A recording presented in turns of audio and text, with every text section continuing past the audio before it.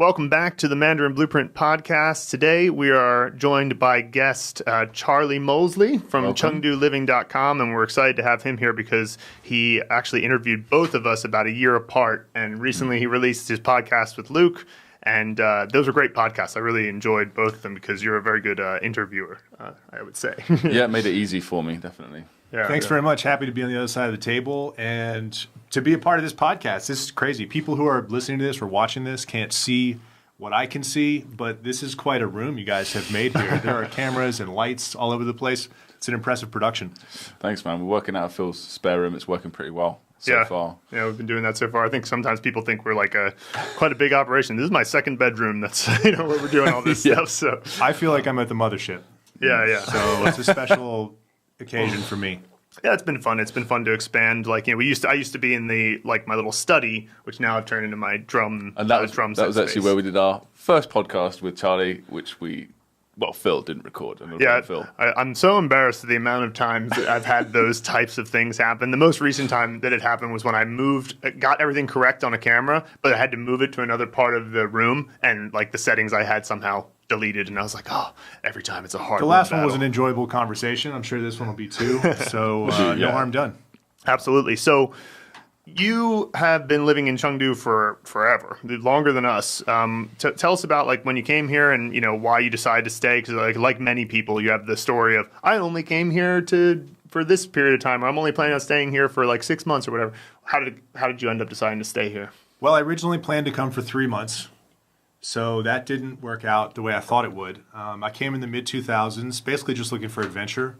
I thought that China was a really weird place, and it would be fun to go to a really weird place where I didn't understand what was going on, and it was very confusing and perplexing and a real challenge to figure out. And I found kind of exactly what I was looking for. China's super weird. It's less weird now, when you spend a lot of time here, especially when you learn language. I mean, learning language is a really key instrumental part of figuring out what's going on in China. Yeah. But it's kind of an enigma, to figure it out. Even after spending all this time here. Actually, I just recorded a podcast last weekend with someone who's been in China for 30 plus years. Wow. Yeah, and so he has authored multiple books on China, and he had an interesting quip, which I identify with completely, which was a little bit derogatory to people who are visiting China. He's like, people come here for a week and think they have it all figured out. And people come here for 20 years and have no idea what's going on. And I found that to be, there's a lot of truth in that because kind of the deeper you get, the more you realize that things just don't add up the way you think they do. Yeah. And I think that's because we're Westerners and, China has such a weird history. It's the whole dynasty system along with communism. It's a strange combination. Absolutely. So understanding what's happening with Chinese society is a real challenging puzzle to figure out. But it's also really engaging and stimulating to be in a place where you constantly have to learn and grow. And if you don't, then just China defeats you. We tend to, I think, always, and sometimes we're not even conscious of it. It certainly has happened to me several times where I realized, I was interpreting this situation, something I'm seeing, and I didn't even realize I was looking at it through a completely Western lens without, so because it's just natural, of course. I grew up in America, so it's you see certain things and you assume that but it's how many premises of the society and the language, for that matter, are different at a very basic level. So it's if you have any logical syllogism of this will happen if this happens, if you change one of the earlier parts of it, that can change everything. And so I always think that the things that are different, sometimes they're very basic. It's they're very basic fundamental differences in how the world is viewed, or how much different a society would be if it was not a country of immigrants, but instead one of the oldest civilizations, ever. And it's what's your lineage? People ask that all the time in America, what's your ancestry? And it's here, it's Mongolian. Chinese. No one ever asked that. Yeah, exactly. Questions that are never asked in China. Just going to edit that bit out in case we have any Chinese listeners. But yeah. So anyway, the Mongol. Well, have you guys ever been to Mongolia, by the way? No, I'd love to go. I've had one of our good friends, Sam, stayed there for a long time. I went there for the first time to Inner Mongolia a couple months ago and had such a great time. One thing which was a little bit unexpected is how much Genghis Khan is revered there. There are portraits of him all over the place. Everywhere you go, there are references to Genghis Khan and to horses. Horses are the symbol of Mongolia. Yeah, And I thought that was pretty cool. Like how it's like, wow, you still have your culture, you still have your history. That's neat. Yeah. It's Genghis Khan's one of those guys who is so long ago that everybody interprets what happened at that time, and they go, "Wow, it opened up all these trade routes," and they look at all the economic changes, and it's like, don't forget though, for the people who were alive at that time, it was terrifying. But it was what I say. It's just long enough a time ago to like be treated as like, that was a great thing that happened in a way. It was like an amazing thing. It wasn't sort of. It was like Alexander the Great or whatever. And I'm sure he did horrific things as well. But it's Alexander the Great, man. Right. Yeah. His achievements are bloody and impressive. Yeah. I spent a month in the second largest city in Inner Mongolia called Alto, which is a very small city of 2 million people, because that's China for you. It really did feel like such a small city. And I'm like, what's the population here? Oh, it's the same as Philadelphia, the city I'm from. Everyone knows each other like a small city in a lot of ways, And it was pretty interesting living there. I was just doing a drumming job there, and I was the only foreigner besides my band that I saw the entire time. There was actually a guy who was on his e-bike ahead of me when I was riding a little 100 kwai bike I bought for the month I was there. And when I passed him, he crashed because he looked at me and was like, "Oh my God!" He's like, "Lawai."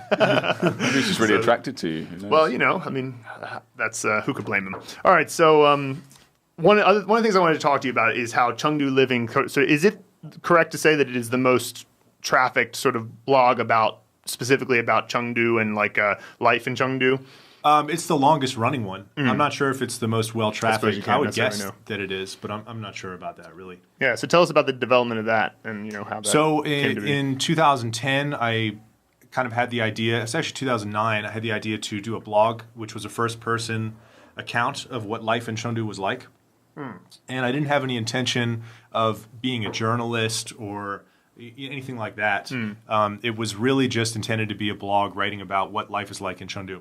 And I started this project with one of my good friends, whose name's Sasha Matuzak, who's a well-known American writer who was living in Chengdu at the time and had been in Chengdu for a long time. He was the first foreigner I met who could read, speak, and write Chinese. And that blew my mind. I'm sure you guys have, a lot of people listening to this have probably had the experience where you first encounter a foreigner who can do those things in China, and you're like, wow, that's possible? I sure had it. Yeah. Like when the first time I saw it in Beijing, I was like, whoa, like it's really cool. Right. So Sasha was that guy for me, really impressive person. Also an amazing writer, wrote for The Economist and a number of other publications online and in print. Actually used Chengdu Living as a platform for writing for a lot of those things. Vice as well, he's a big-time writer for Vice China. But we decided to start this project together, and I built the website, and he was kind of the best writer involved. He had experience as a writer professionally. So we wrote about various things, aspects of life in China, interacting with police, getting a visa, interacting with people who run restaurants, talking to them about life in Chengdu, culture in China, things of that nature. And it just turned into a really fun project, a great way to explore what was happening in China. So it's like you want to go outside and kind of solve some of these mysteries. Well, get out there, start asking questions, and write down what you learn. And it was a really enjoyable, personal journey, which I was able to share with other people. So it started in that way. We did that for a couple years, maybe 3-4 years. Sasha had 2 kids. He kind of made plans to go back to the States, ended up doing that. We worked with a dozen or so kind of freelance writers in Chengdu. Many of them were American, mostly were American actually, and they wrote stories of their particular area of interest, be it music or art or what have you. So there have been a lot of contributors over the years, and then we started a podcast, and that's been sort of the main focus of the website over the last couple of years. And just because a podcast is pretty easy and enjoyable to do, to have interesting conversations with sort of unusual or special people, what I consider them to be in Chengdu. And there are a lot of those. So that's been a lot of fun. And it's, I kind of feel like I've explored Chengdu to a level of satisfaction. I don't have the same hunger to like get out there and be like, what's going on here? Just because I've been here for so long. Sure. I feel like I've answered a lot of those questions and basically all the low-hanging fruit has already been harvested. So, but the podcast is still really engaging and enjoyable for me. So that's kind of my main interest. That's the best way you can kind of dig deeper into some of the, it's not low-hanging fruit usually. It's like, oh, what came out of your 8 years of experience of living in China, podcast guest? It's like that's going to be always more interesting. Yeah, my relationship with it has definitely changed since I'm no longer in a what's going on in China kind of phase. Right. Yeah. I must say, since I started about a year and a half ago, getting into a habit of running, distance running. And I mean, not like necessarily marathons. I think I'll run a marathon at some point, but just, 10 miles or something like that.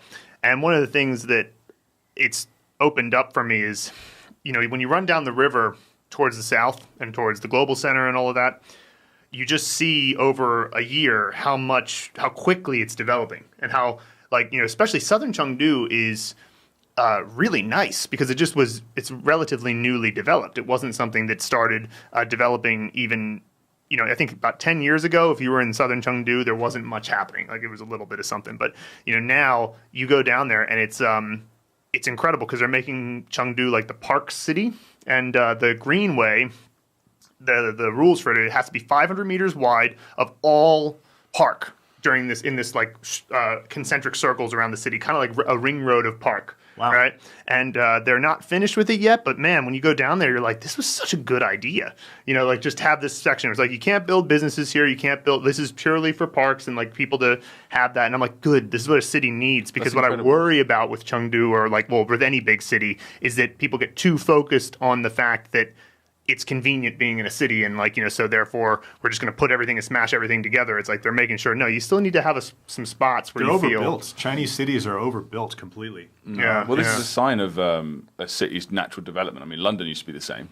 Like any major city today used to be the same. It's all based on industry, making money, employment, whatever.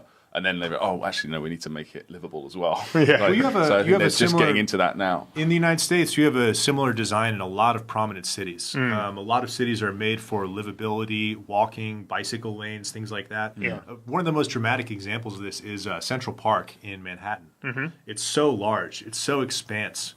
And it's just this incredible plot of just sort of pure nature right in the middle of the most valuable real estate on the planet. It's just amazing that area has been able to be untouched for such a long period of time. Yeah, absolutely. And so, and in classic China fashion, this Chengdu Greenway project is going to have Chengdu having the most area of what is considered, public park land in the world of any city, which is just so cool. That's amazing. And it's not surprising because China's the country with the most population and they picked Chengdu as their planners. They're like, all right, Chengdu is going to be the one and they're going to be the Wuoban for the whole country. That's going to be the livable one. The rest of them, like rat race city. Yeah, just concrete jungle. But people love Chengdu. It's like it's got consistently wins the happiness surveys. I mean, I don't really know how they do those, but it's not surprising to me, though. You can see why people in Chengdu put such a priority on quality of life, and you just don't see that in other places. Definitely relative to other cities, I imagine. I mean, you always see someone in the street just playing a game or, just chilling and just enjoying life, even if they're not, aged. They're still taking a break. They'll queue up for 3 hours on a Friday night. They'll spend 3 hours of their weekend queuing up to eat a specific hot pot. Oh, right. Yeah. Actually, one of the restaurants directly beneath my apartment has become one of those. Oh, cool. Where people stand in line and hang out for hours on little plastic chairs. Yeah. And kind of cool. I mean, they're eating peanuts, hanging out, smoking cigarettes, kind of seem to be having a good time. It's kind of a neat vibe. It's almost like people waiting to get into Coachella or something. It's like a sort of outside of the concert line vibe. Yeah, absolutely. And, one of those cultural things, because that's what Chengdu has managed to retain, is they've retained a distinct and, somewhat definable culture. I mean, obviously a culture is, a very vast thing. But, one of the things I've noticed is that a lot of there's a sort of bunch of YouTubers who are living in China and they do YouTube channels about living in China. And I've noticed that a lot of them who are particularly negative live in Shenzhen. And I think that's because that's a new city that doesn't have its own defined culture. And so if you take that away, it becomes this sort of purely, we're just purely tech, we're purely business. The whole reason anybody comes here is because of, economic opportunity, which isn't to say that that's a bad thing, but it's the culture, there's no definable culture. You go to Chengdu, it's oh, this is this is a clear culture, and it's like people kind of, I don't know, I wouldn't say that they revel in it, but they are very proud of it, and as they should be. It's like you need to have quality of life. Shenzhen has to be the most dramatic global demonstration of a megacity with no soul.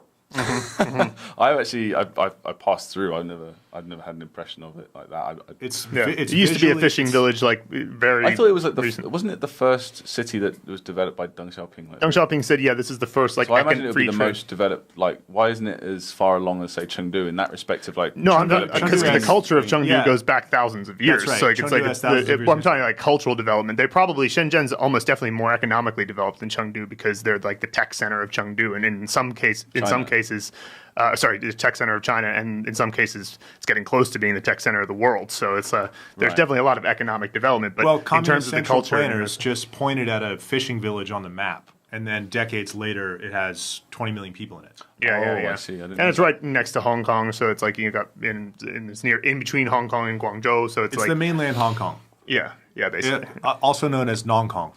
Yeah, sure. All right. I'm learning so much today. Yeah. So I wanted to switch gears a little bit and talk about some of the stuff we've been up to at Mandarin Blueprint, and then get a little bit into something that we did yesterday that was quite interesting and you observed. So recently we've been continuing to upgrade our character order, and that is something that is a really fun challenge. It's like we're basically trying to expand the order out to enough characters so that you're for sure going to cover the HSK 4 by the end of it, but also, not seeing the HSK as being the main purpose of things. Because while the HSK is, you kind of have to address it because it is the only standardized test, it's not, there's so many things about it that we find to be a bit too academic and too focused on the wrong sort of priorities. We're in touch with the reality in a lot of ways, in the reality of learning Chinese and speaking and using Chinese. Yeah. Sure. So we've been kind of using these lexicons of just billions and billions of characters and searching through them, trying to figure out what's the best way to present this and all of that. And it's really fun and exciting work. It's mentally taxing, but it's also... We're learning a lot as well doing it. Yeah.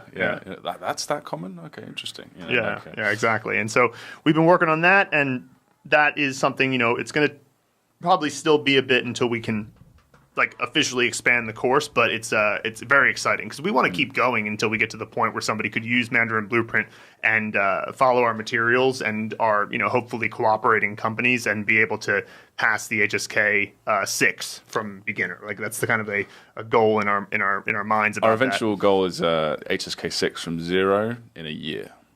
Oh yeah, yeah. I think that's ambitious. I think that's going to be. Of course, it's ambitious, and then a lot of people listen to that, that's rubbish. But I genuinely think it's possible. Yeah. I think it's possible. That's like Neo in the Matrix, loading him into the white room where he's just I know kung fu. Chinese. Yeah, exactly. Right. You guys should do that as a promo. But hey, you got to shoot for the stars, and you might hit the moon. So that's. I think that we could actually get out of the solar system with that. And I mean, that is, of course, when we're saying that, what we're saying is, the person who is committed to it, right, and doing several hours a day could do it in a year. Yeah. Because, I mean, one thing that people will tend to do is they'll look at something like a claim like that, and they'll assume that what we mean, I guess, is just sort of, I don't know, relaxingly looking at it for a bit. And what we're hoping is that if somebody relaxingly looks at it for a bit, that they can do it in 3 years or something like that. But man, it's all about the hours. Since our last podcast that we recorded, I took and passed HSK 6. Oh yeah, nice. Yeah. Congratulations. Thank you.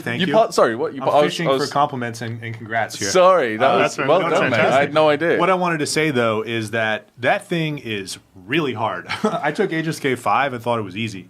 Mm-hmm, and HSK 6. There is a big difference between the HSK 5 and 6.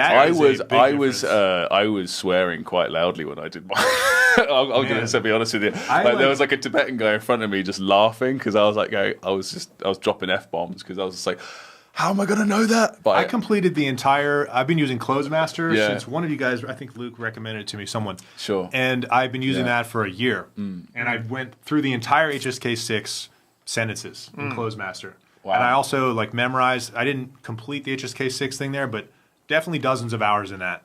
Yeah. And even with all that, HSK 6 was still a challenge. Oh, yeah. Yeah, well, I think one of the biggest challenges about the HSK 6, I believe it applies to 5 as well, is that it has a list. But really, the list doesn't apply that much. It's just, you have to just have a certain number of words. You could almost say it's like this is the bare minimum to even stand a chance of passing this, but you still probably won't. It's But like even though they'll have words that obviously in the HSK6 that almost definitely won't come up in the HSK6 because it's somewhat randomized. So I'd say when it comes to the HSK6, it's not necessarily about making sure you know all the words in the word list. Just make sure you can read a novel. Just try your best to read a novel. I mean, we talked about it before. Yeah. I remember like one of the words in HSK6, which I still have not seen in any Chinese book, is portrait. It just hasn't come up by chance, right? Xiaoxiang, right? It just hasn't. But that's one of the HSK6 words. Yeah. So it seems so random when you think about it like that, isn't it? Well, there's so many words that just come up. I mean, you guys just really laid it out, like in the introduction to this topic. And I learned this myself years ago. The only class I've ever taken learning Chinese was a HSK5 prep class, which was years ago. And I remember taking the class, and I got listed. We were going through vocabulary for the test. And so I'm trying to integrate this vocabulary into my everyday life, trying to use it in conversations with my girlfriend or with Chinese friends. And I was finding it really difficult. And I went to the tutor, and I said, hey, I'm trying to use this vocabulary. And he kind of laughed at me. And he's like, oh, haha. He's like, you can't use this. Like, don't be silly. This is like book Chinese. He's like, this is stuff you're going to use for the test, and you're not going to use it for anything else. And I'm like, so why is it on the test then? He's like, this is how tests work in Chinese. It's like we study things which we're not going to use, and then we forget them after we pass the test. Well, and I'm like, well, that sounds like really pointless. And he's like, well, I see why you feel that way. Well, that's and I was like, the entirety I'm going to stop. So I just like totally lost interest in HSK and didn't actually go back to HSK 5 for years. Before I finally got over like, okay, yes, it's basically pointless. Stop sulking. Yeah, exactly. It's like fine. Yeah, exactly. I guess I'll learn. But that's exactly how we feel about putting the words from the HSK in the thing. Like we know that so many people need them to pass certain exams, so that's why we put them in. But we're kind of doing it begrudgingly. We're like, okay, fine, we'll put it into HSK. Well, I felt like HSK 5. At least you're like reading, remotely real things. I mean, I don't read many Chinese books, but I read a lot of Chinese articles. And HSK 5, I thought was like relatively realistic in terms of things you'll read, vocabulary, sentence, grammatical structures, and so on. And HSK 6, I just did not feel like that. Maybe it's because I'm not reading like PhD theses or something like that. Like maybe there's some body of Chinese written work which I'm just not reading. But man, that was a difficult test. Yeah. And I mean, what we've here, like an example. There's several examples. Like what I have up on my screen right now is a bunch of new characters that we're going to have to teach in order for people to be able to pass the HSK4. Like, or at least we can say we've covered all the content in the HSK4. And so, like, the problem is that there's a lot of characters in Chinese that only really get used in one word that is of any kind of frequency, like 咳嗽, which is the word for cough. And it's like, you're not really going to see that, especially the second character. You're not going to see that much in anything else. So the character frequency is low, but the word frequency is high. So it's kind of like it's a bit of one of the challenges we always have to be considering is you've got the components from underneath the character and you've got the words above the character, and you look at a frequency list, but it still requires like human intervention and thinking about it logically and going, okay, well, despite the fact that this character has a very low frequency, if you just look at it on a pure frequency list, we still got to bring it up because it's in this important word. And sometimes the HSK4 made me realize that, but then other times I'm like, why is badminton a word that you have to know for the HSK4? It's like, okay, because it's a little bit popular in China, but national sport. Yeah. Sure. So, anyway, so which HSK is 同志 in? Which I don't know which level it's in. I believe. Maybe. Yeah. Comrade, and now gay guy, but pretty much. Yeah. So, but yeah, okay, cool. So we've been working on that. We've been working on some website updates, and we've been aware of the slow speed of the site for a while, and we are really sorting that out now. Because we've been putting so much content on, including images, and not really thinking about the space that we're taking up and stuff. So, but we're sorting that out, and it's a boring topic to talk about. But let's use that as a transition to talk about this. So yesterday, we did something that is like, it was something we should do because we're a Chinese course and we should communicate with the people online who are interested in Chinese.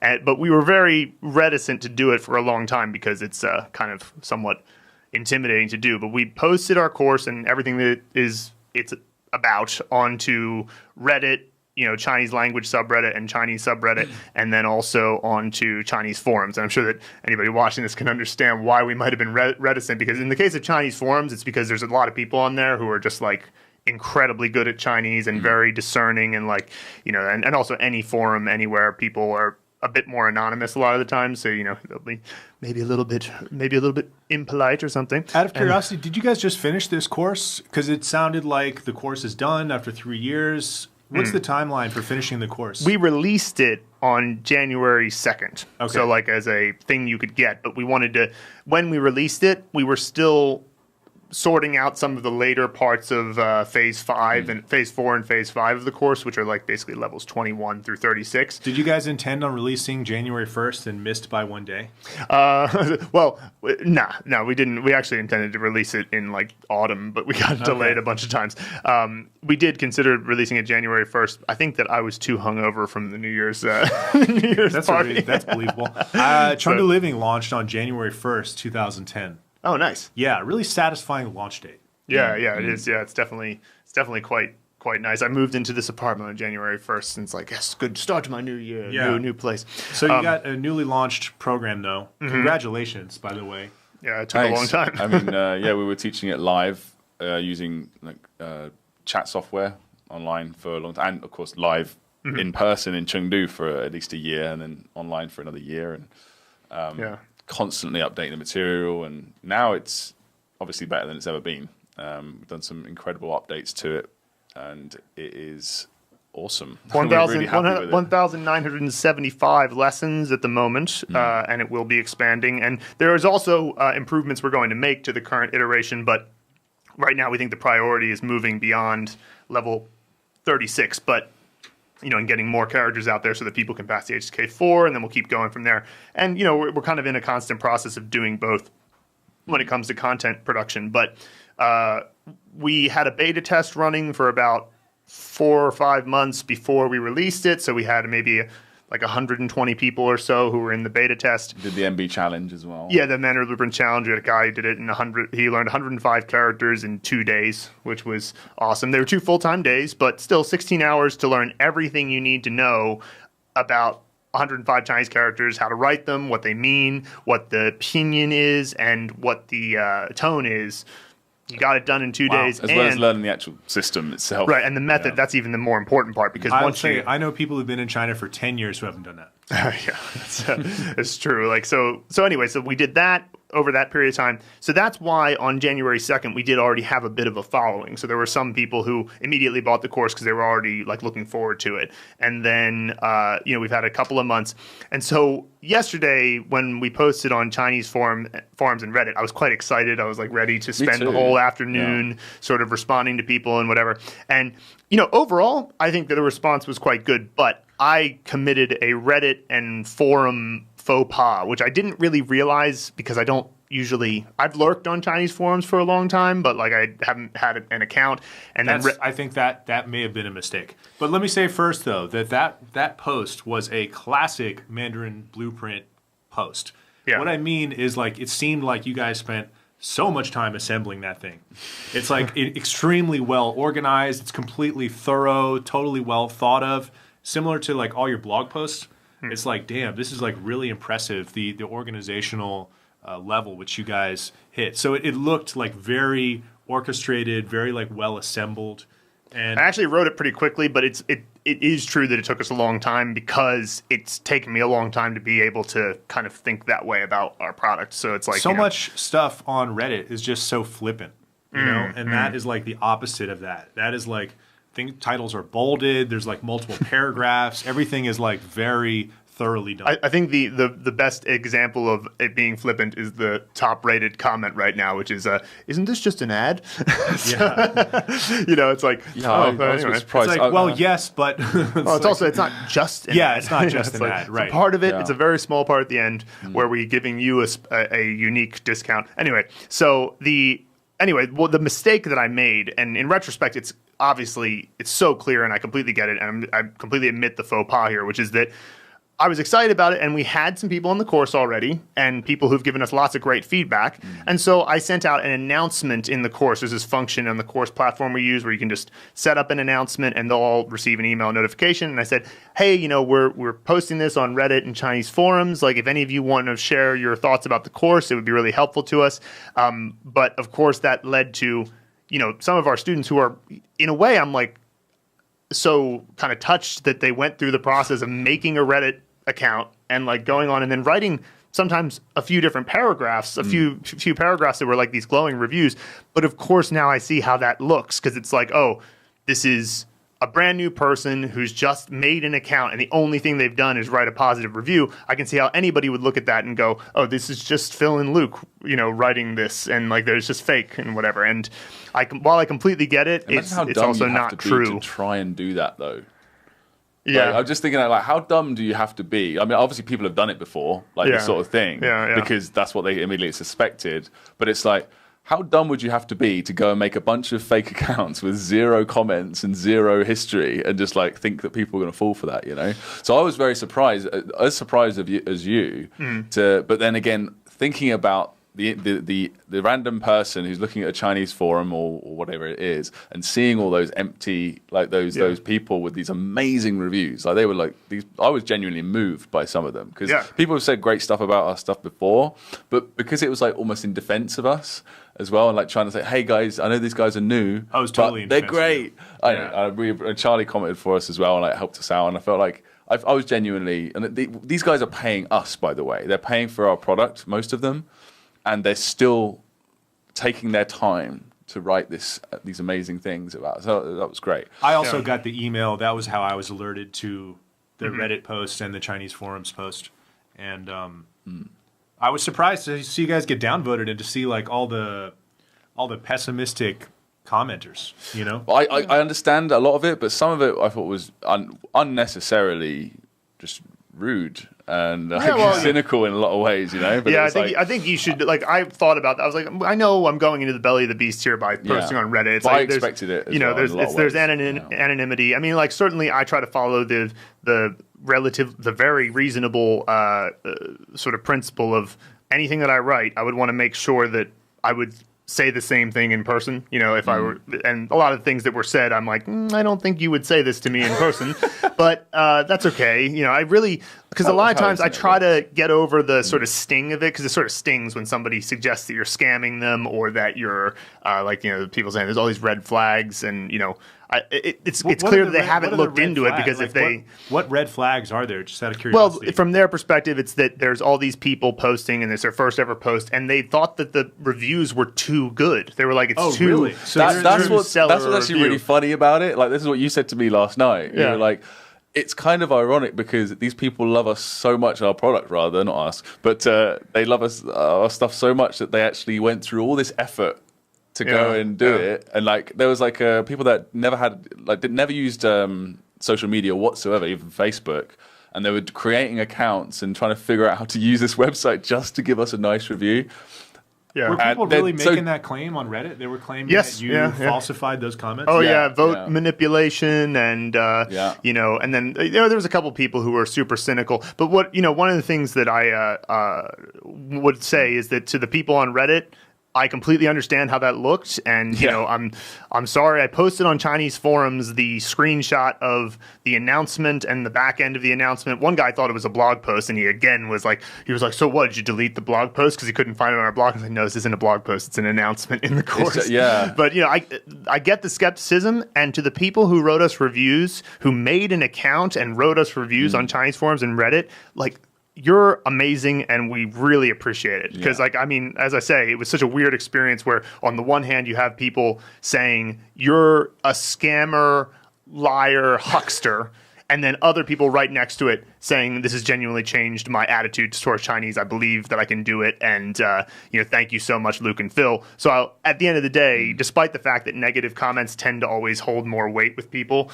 I tried to just remember that these are real. These are actually what people think. And so I feel like some people might resent the methods which you guys present, because it sort of undercuts a little bit of the narrative that many people have bought into, which is that Chinese is so difficult to learn. It'll take you such a long time. Not everyone can do it, and so on and so forth. And you guys are here presenting a very contrarian argument, which is that anyone can do it. There's a logical approach through which you can achieve mastery in Chinese very quickly. I think that a lot of people are opposed to that message, particularly those who speak good Chinese and have spent a lot of time investing in that And so I can see why, at the surface level, it looks like something that should be treated with suspicion.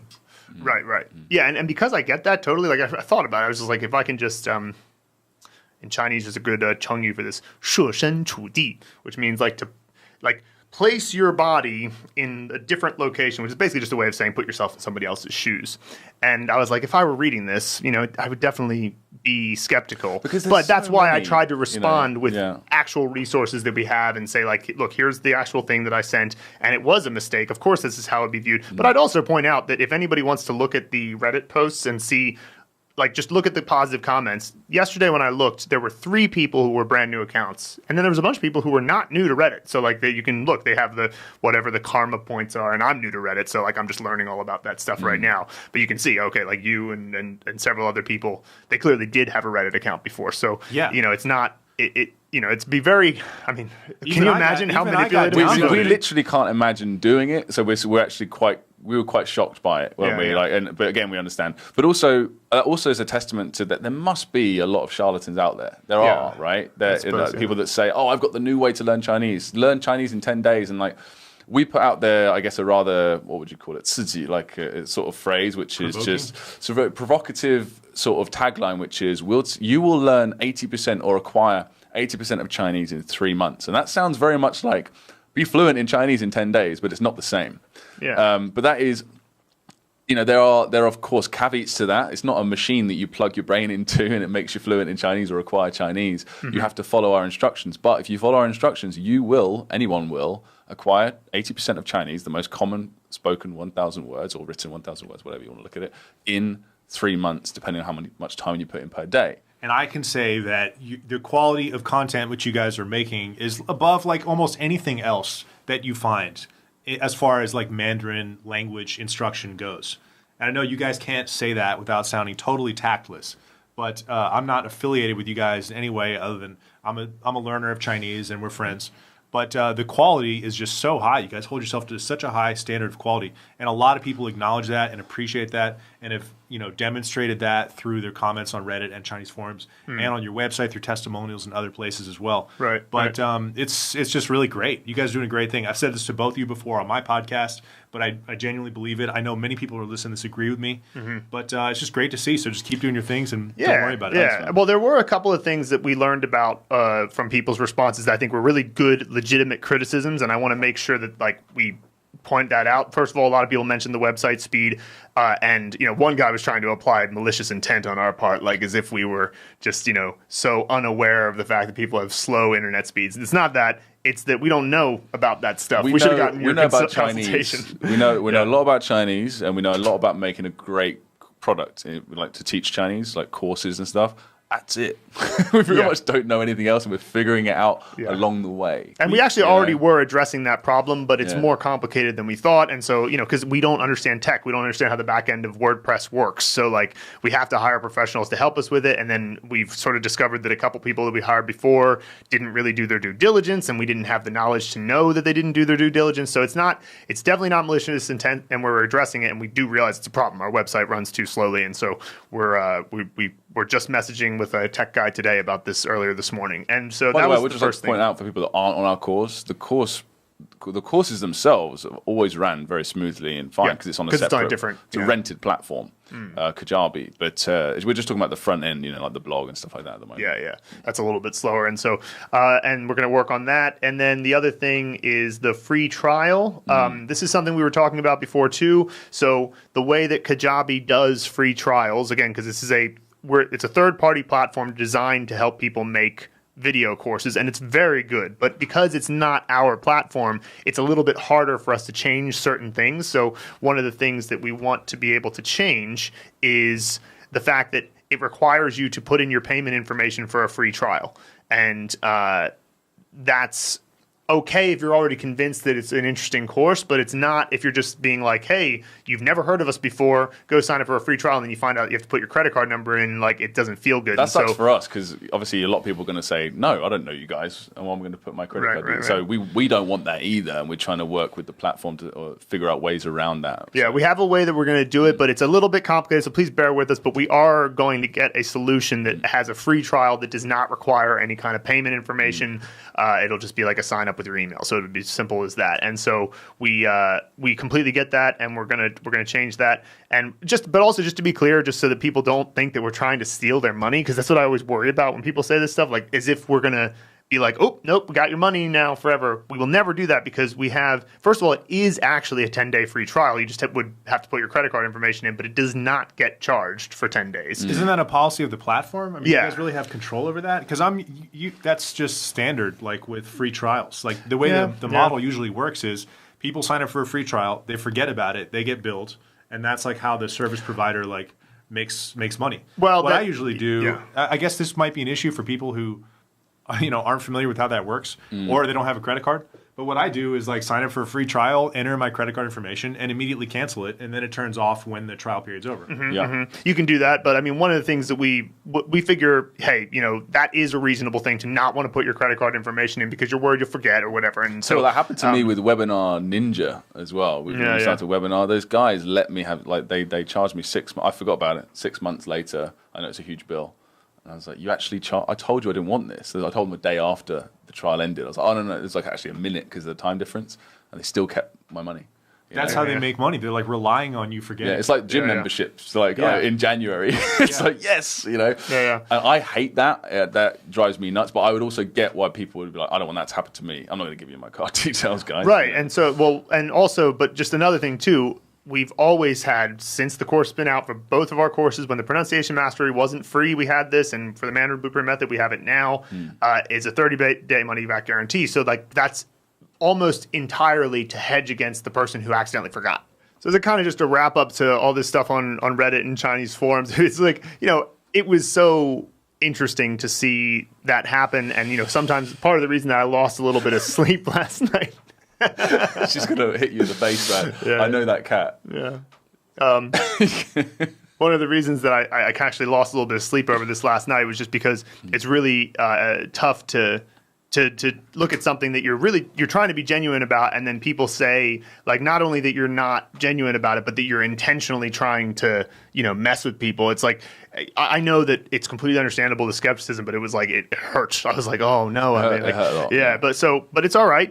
Hey, to those people out there who are anonymous, here's our faces. We're people. We're human beings. And so, like, we are really trying to do this and make this a good thing. Yeah, Charlie's a new Android on this podcast. We just paid him off loads of money with the money we don't have because we're still in the red. I would also like to say, this is not some faceless corporation with loads of money. It's two guys with a very, very fixed salary trying to make Chinese easy and succeeding, by the way, making an incredible product.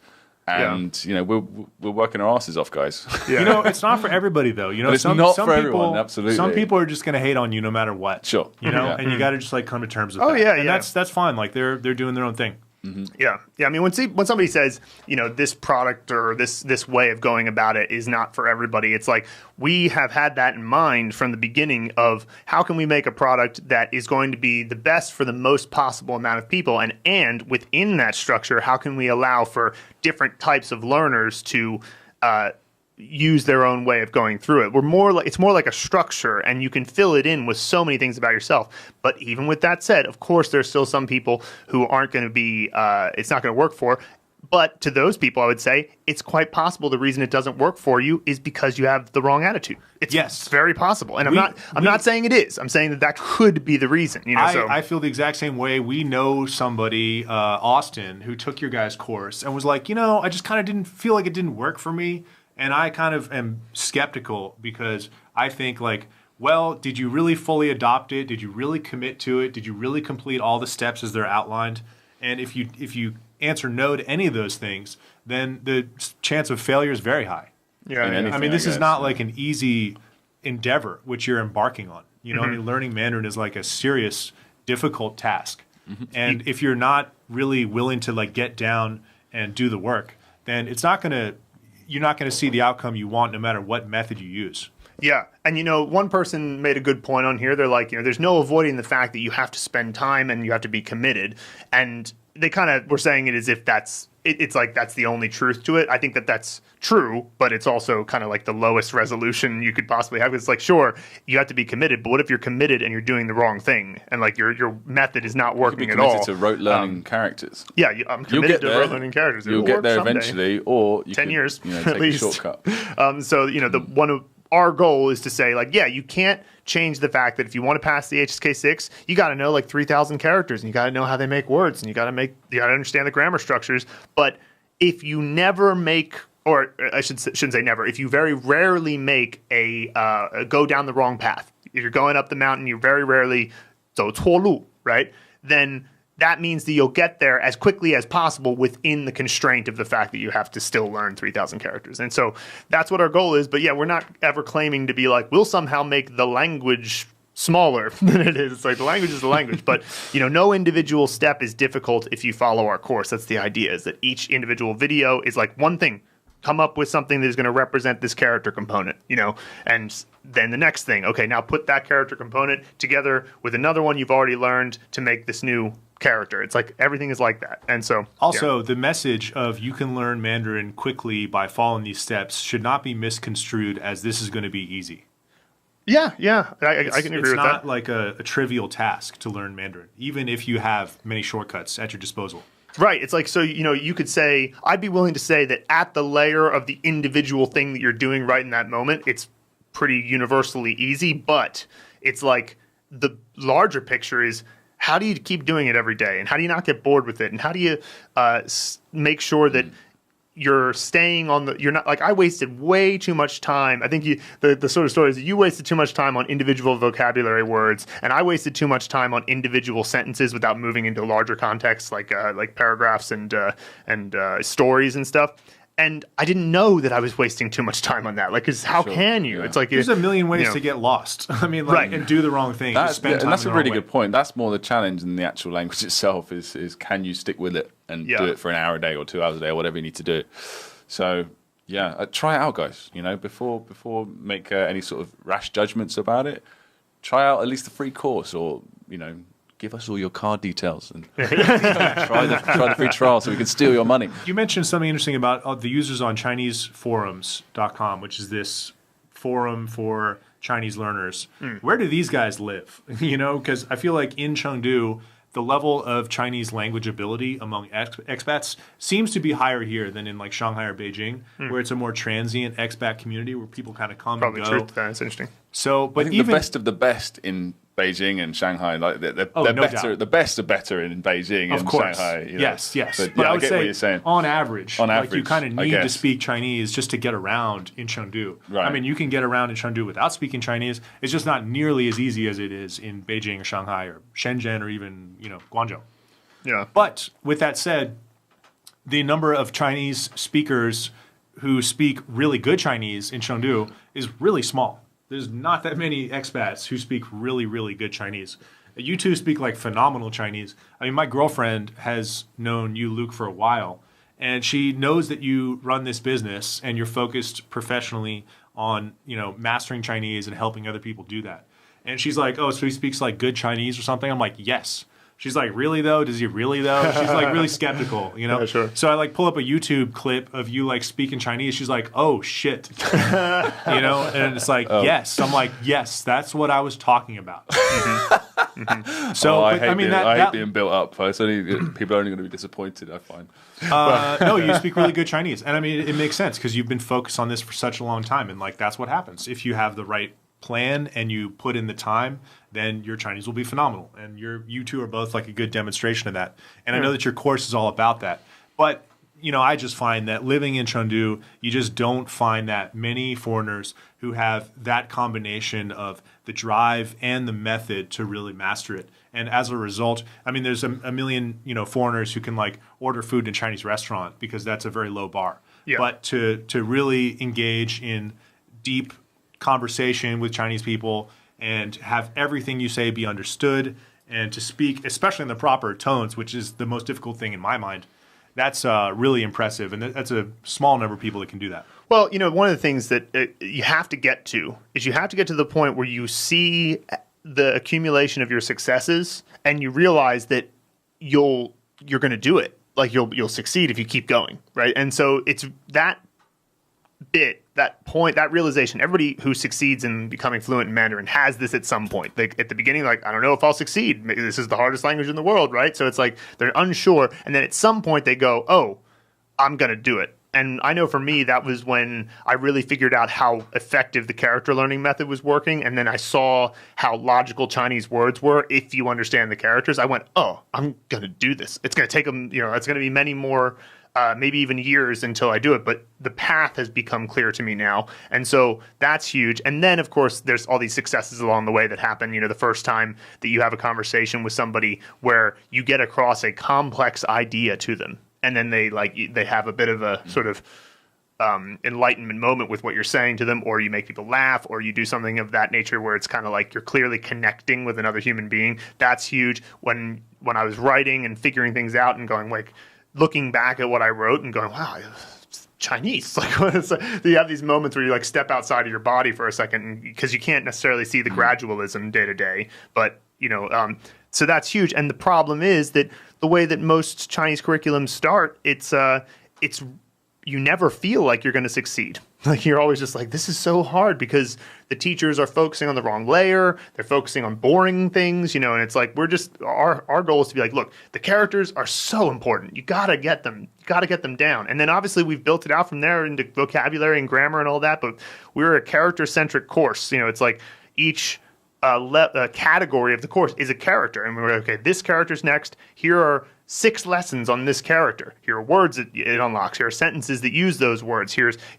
Because the characters are the ones that have the most fractal connections to other aspects of Chinese. And so sadly, our teacher Yo Lao Shi was telling us that apparently in the 70s, there was a bunch of these American educators who were criticizing the idea of teaching Chinese character by character based on American educational pedagogy. And Yo Lao Shi was quite rightly saying, I think that you can apply that to other fields, but Chinese, like, how are you going to do that when it's based on characters? It's like it seems like and then the Chinese really listened to them at the time. They were like, okay, well, I guess they're the American educators, and we're just now getting our universities open again in 1976, so I guess we should listen to them. And so they built up the system on that, and so he's always been an advocate for 自为本, which is just like focus on character by character. And he was so pleased. He was looking at what we were doing. He's like, wow, we've come full circle, because it used to be that before in like the 50s and stuff. And so, do you guys have a sense for how Chinese people feel about your course? Love it. Yeah, Love it. That's interesting because it's such a stark contrast to the conventional learning method in China. I wonder if some people look at it with sort of skepticism and doubt. Oh, yeah, well, anybody will look at it with skepticism at first, of course. But, all it takes is, like, it's actually pretty quick, the conversation. You just go like, hey, how did you learn characters? And they'll be like, oh, well, I learned them in school for, many years, writing them over and over. And also I started out already knowing spoken Chinese and then connecting my spoken Chinese. But you guys are effectively here like, that system sucks. And so it's a little bit of a leap for them to be like, you're right. We're saying that system wouldn't. Like what we don't say is that system sucks. We say that system can't work for an adult who's learning Chinese as their second language, because they're not going to they're not going to do 5 years, because it's like around age full 5. Time. Yeah, full time, surrounded by Chinese and not even trying to, like that's what a kid would do, obviously, just because of the natural state of being a child. And then they're not going to then rote learn for another 10 years or however long it is until they've kind of gotten the characters down. So we have to come up with something else. And so we explain the method to them in English because, they haven't learned Chinese yet, so they need to know how the method works. And then from there, they can use this mnemonic technique that memory champions use.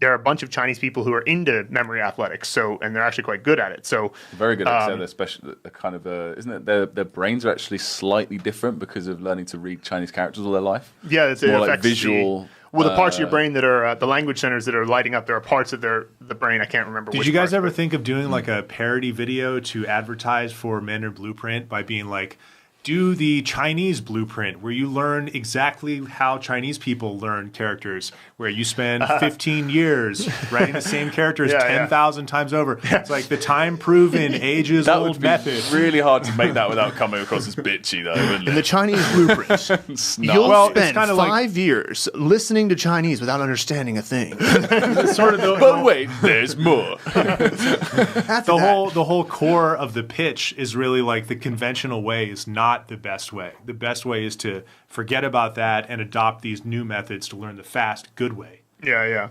And what most Chinese people say, because there was this guy pointing out, he was like, one of the super cynical guys on Reddit. He was like, these guys. Oh, and it's made even worse after just like saying how skeptical he was of us. It's like it's made even worse by the fact that they just started learning Chinese. And first of all, I was like, what? Like, first, if we learned Chinese really quickly, isn't that exactly the person you would want to learn from? How did you do it? It's like the Chinese person doesn't know how to learn Chinese as a second language as an adult. Like they've learned it naturally as the natives. It's like just started learning. You guys like 4 or 5 years. It was 2013. Like the whole sort of premise of Mandarin Blueprint was we passed the HSK 2 or HSK 6 in 2 years, and so part-time study.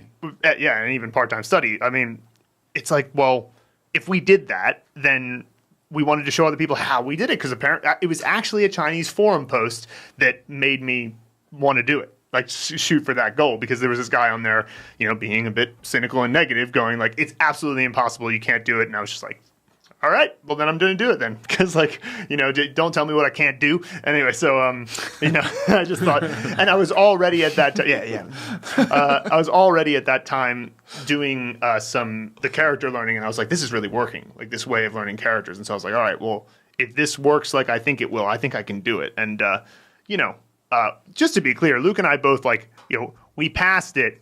Not by a lot, guys. We have never said that we're anywhere near like the best in the world at Chinese or anything like that. It's just that we know how to get from nothing to something quicker than everyone else. We're pretty much everyone else. I haven't found any method that's better. And like that's the only thing that I'm ever going to say that's like 100% confident in that. Mm-hmm. Yeah, I noticed on your website, on the Mandarin Blueprint Method website, it says there's a patent pending method, or methods actually, and I was kind of curious to what are the patent pending methods? Yeah. Can you can patent those? Because I'm not an expert on what can be patented. Right. So what you need to get a patent is 2 things that are sort of there's 2 main criteria. The first is that you have to have an idea that is not obvious to somebody versed in the art. So somebody who's great at Chinese education, it has to be not obvious to them. And that one was easy because nobody's particularly done this order and this collation of all these various different things, and so that part was easy. But then the second part is it has to be also not obvious in its implementation in something like an app, or in the modern age it would be an app, but in the past could have been on a physical product or something like that. And so we essentially just wrote down in great detail all of the processes that we use to come up with this order, to it was like 12 pages long, and it was like 20 pages long, and I was writing it all out. The lawyer was happy. He was like, oh, usually the clients give me much less than this, but I was like, well, if we can get patent pending status, then we won't be so worried about people stealing it. It's mostly defensive, by the way. Like if anybody's thinking that we're going to go after people, it's the Mandarin Blueprint way. You're like, I spent 3 hours in flow state. Here's 40 pages. It's like, oh Jesus, what?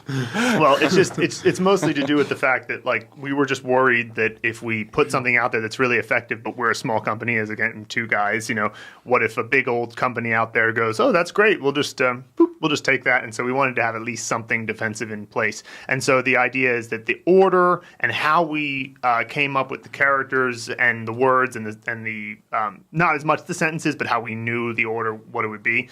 And so to some degree, the system we were using for the character learning itself, it's all sort of a part of it. But the main thing is that we actually have to get started on producing our app within a year, which hopefully we'll be able to afford and be able to do by then. But once we start the process of implementation, that's really what the patent is about. It's more about like you can't make an app with these exact sort of this order and this way of approaching it. There's the nomenclature and all that stuff.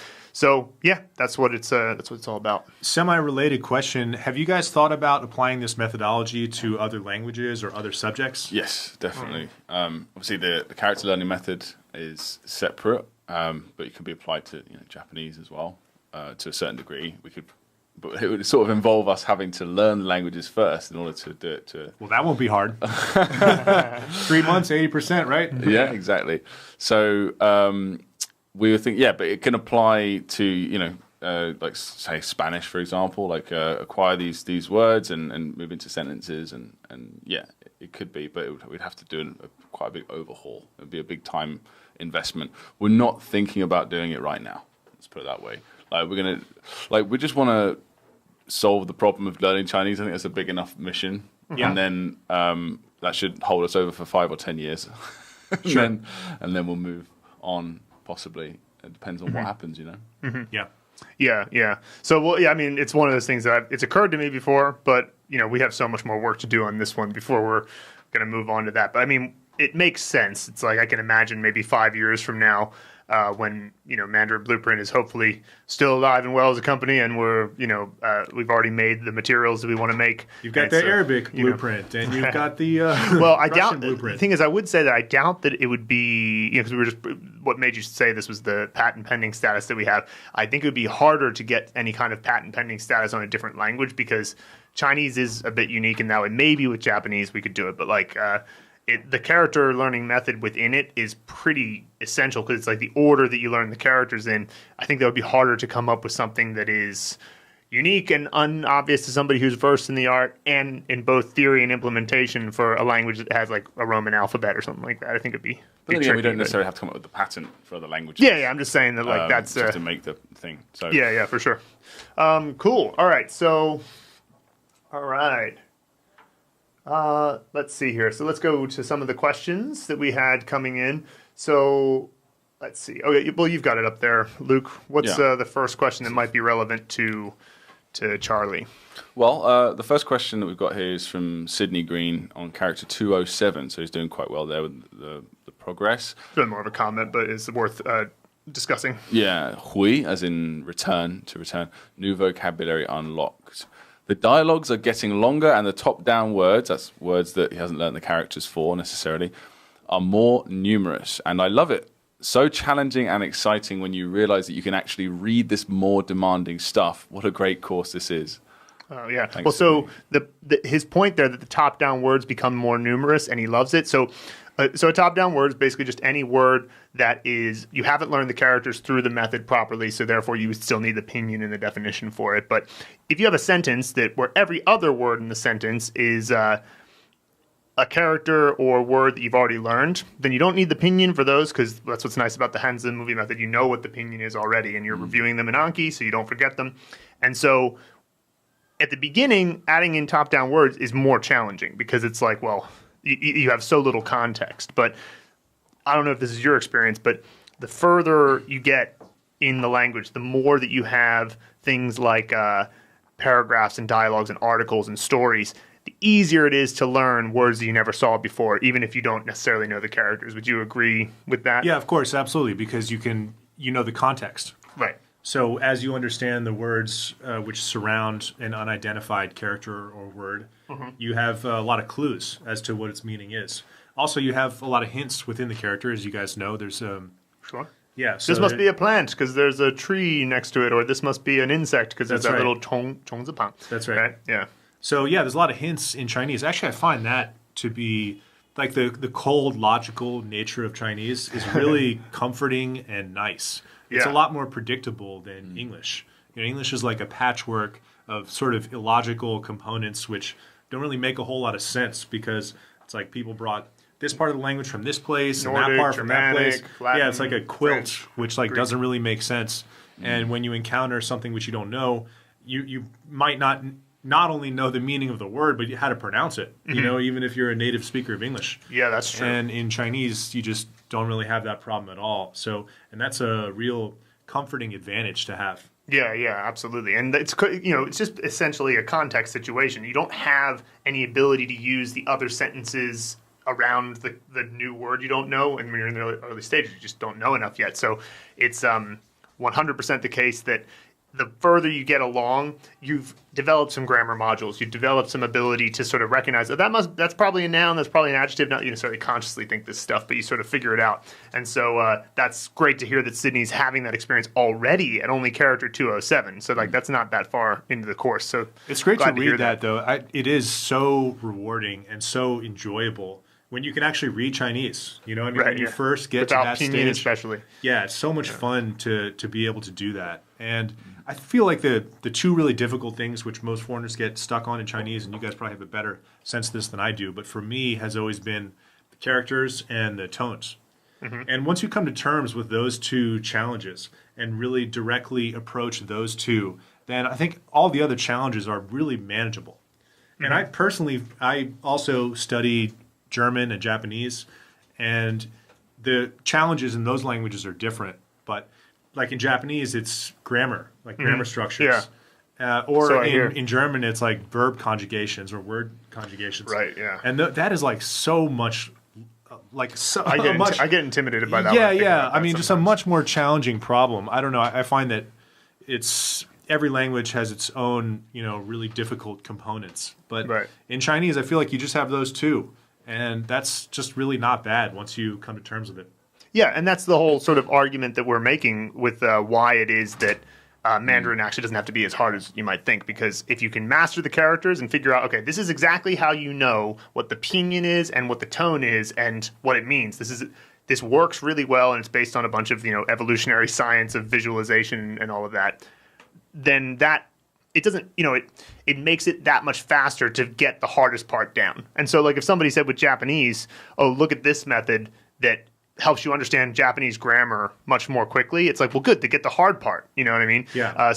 One thing I also noticed, like, in terms of comparison between learning Japanese and learning Chinese, to a Westerner who doesn't, have any familiarity with either of them, they seem very similar. They're actually very different, although they share a lot of things. There's 3 syllabaries in Japanese, one of which is the kanji, which is traditional Chinese. So if you have familiarity with that in Chinese, that gives you a big advantage in Japanese.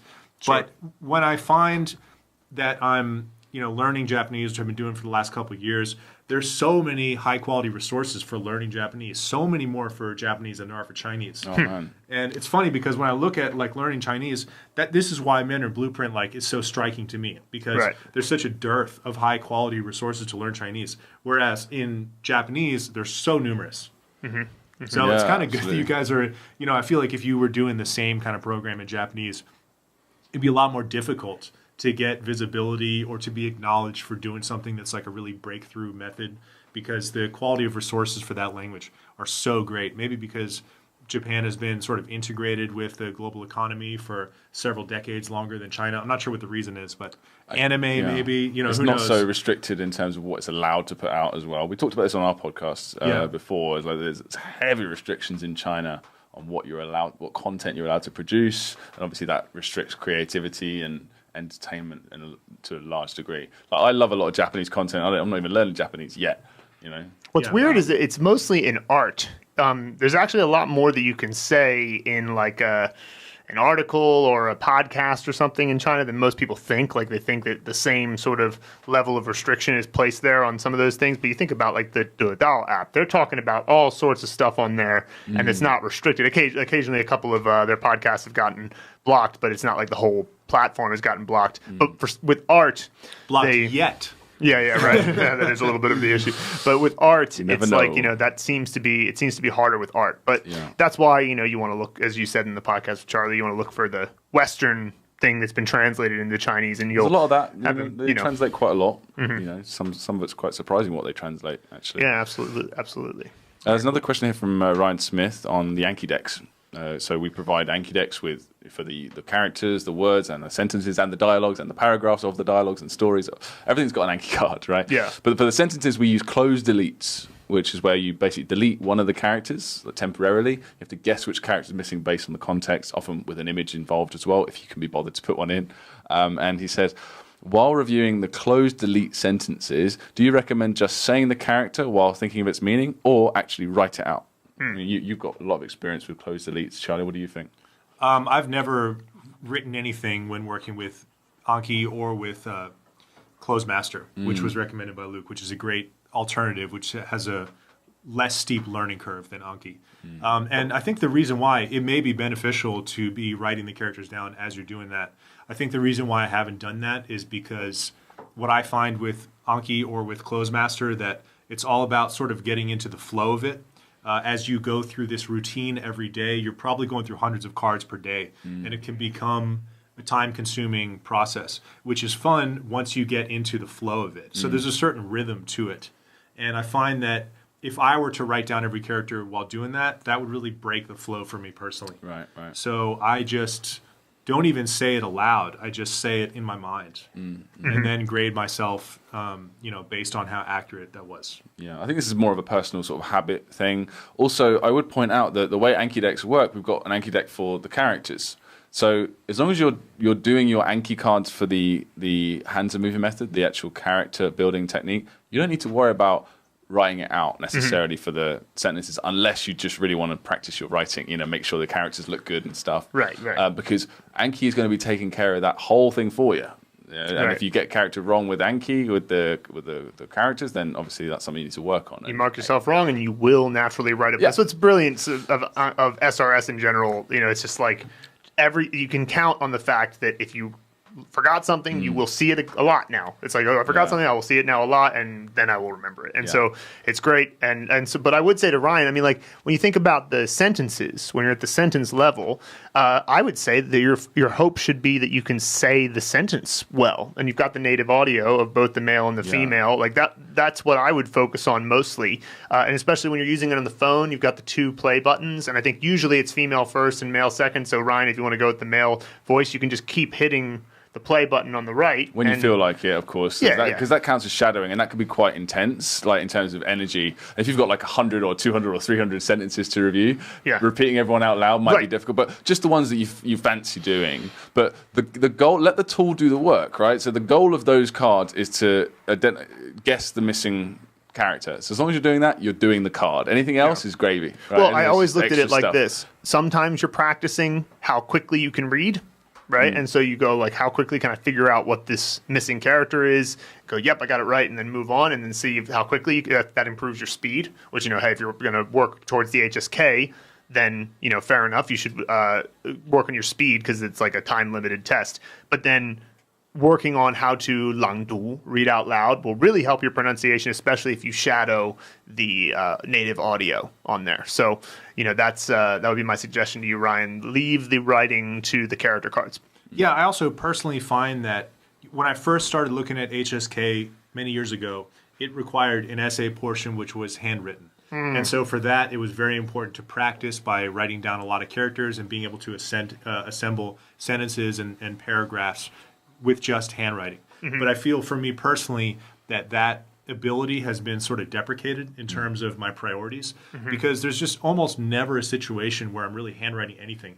Everything is inputted on a computer or on my phone. And so I think that the direction in which the actual practical use of Chinese is going is different from the past. And for me, that means handwriting is just not that important. When I handwrite Chinese, it looks like something a small Chinese child has written. Right, and my girlfriend loves to tease me about this. She's like, "Oh, it's super cute. It looks like a little kid." And she's right. It is. It's just because I just do not spend time focusing on that, because it seems like there are really rapidly diminishing returns on that. Oh, massively. Yeah. Well, I mean, think about it like this. So my prop for bao, which means wrapped up, is a backpack I had for like 12 years in like elementary school to high school.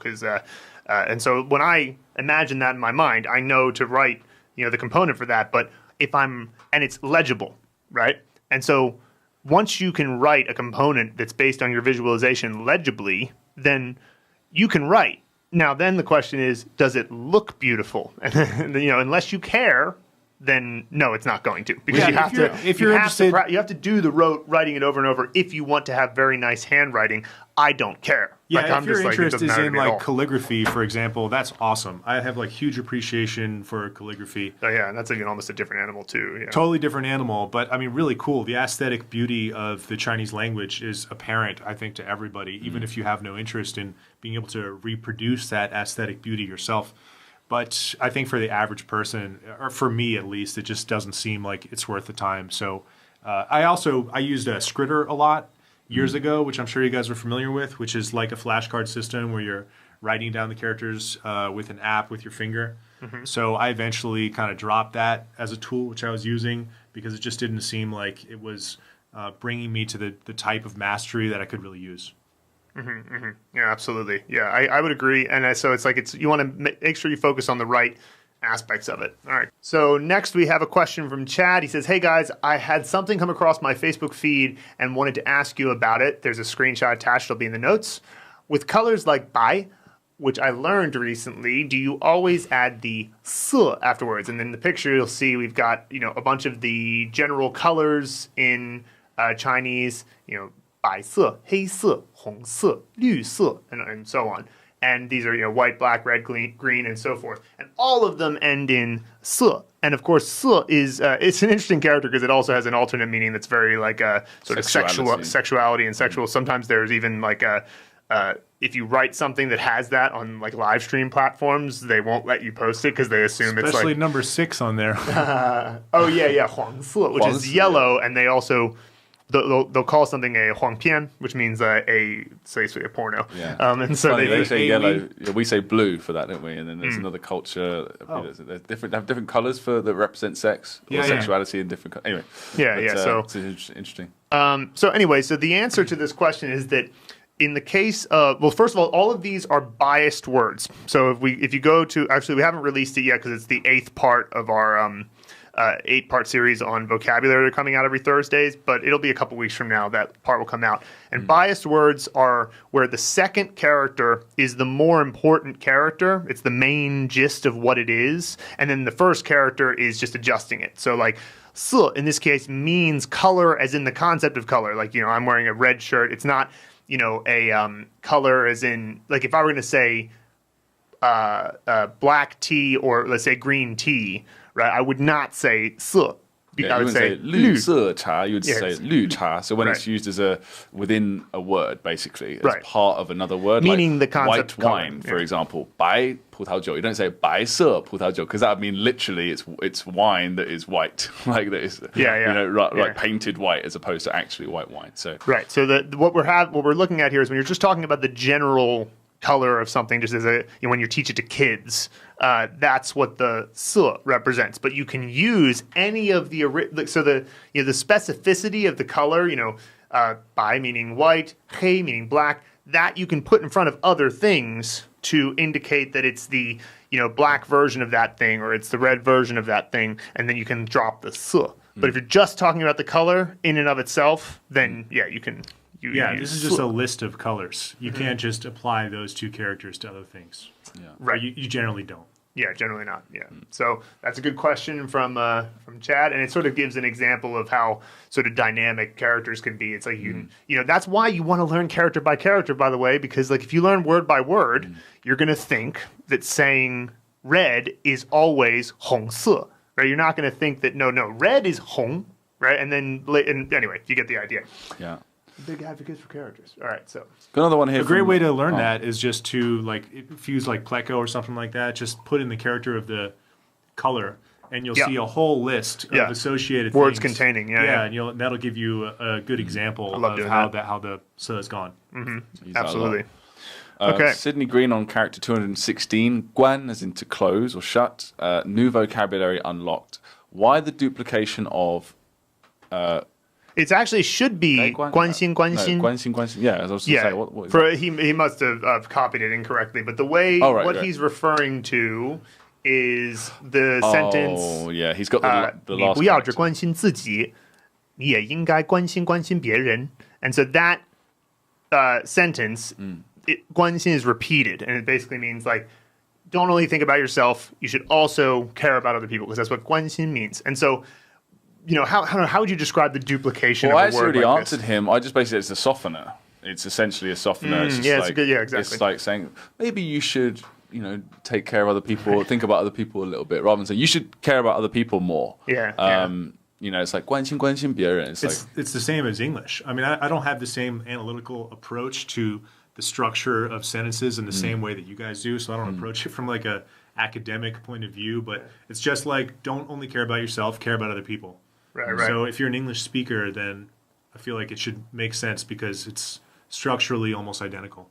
Yeah. And I mean, it's funny because I also don't really approach grammar in an academic sense because it makes me hate grammar. I hate Chinese grammar. Whereas if I just think of it like, because when I saw this, I was like, "What is the reason?" I totally feel it. Yeah, I totally feel it when he says. Yeah. And you're right. It's when you double up. Even just 看看 is a way of kind of just softening up something. Have a look. And so there's tons of those. Yeah, exactly. And that's what this up. is. It's just basically a double up of 关心. So that's all it is. If you see that, it's a little bit softer. And this is why, you want to continue to end up seeing things in the context of like TV shows and movies if you can, because then you get to see the greater context in which somebody's saying this. At this stage in the course. You guys I actually misread that sentence. So 关心 is 3 times in there. Right, yeah. Well, it comes up here, but it's specifically in the second half where it's exactly. It's precisely a software. That would actually count as a word in itself, I believe. Right. Yeah, that's how they do it.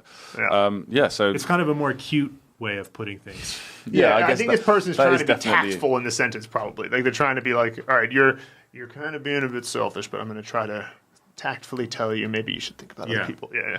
It's like a hand on your shoulder. It's like, listen, buddy. Yeah, it's exactly. Like that's that sort of tone. Yeah, exactly. Rather than a finger in the face. Let's, at least the part of the podcast with Charlie, let's finish that there. Charlie, thanks so much for coming on. Man, really Thank you guys. Last thing I want to say, you guys are so thoughtful and so respectful for taking all this time to give such substantial replies to like what I consider to be like a lot of pithy commentary, which is I consider to kind of be beneath you. But I think it's just because you two are just such nice guys. And I think that a lot of people acknowledge that and can see that. But I just wanted to make that clear. Thank you guys, though. All right, Thanks, great. man. I appreciate that. Thanks, Charlie.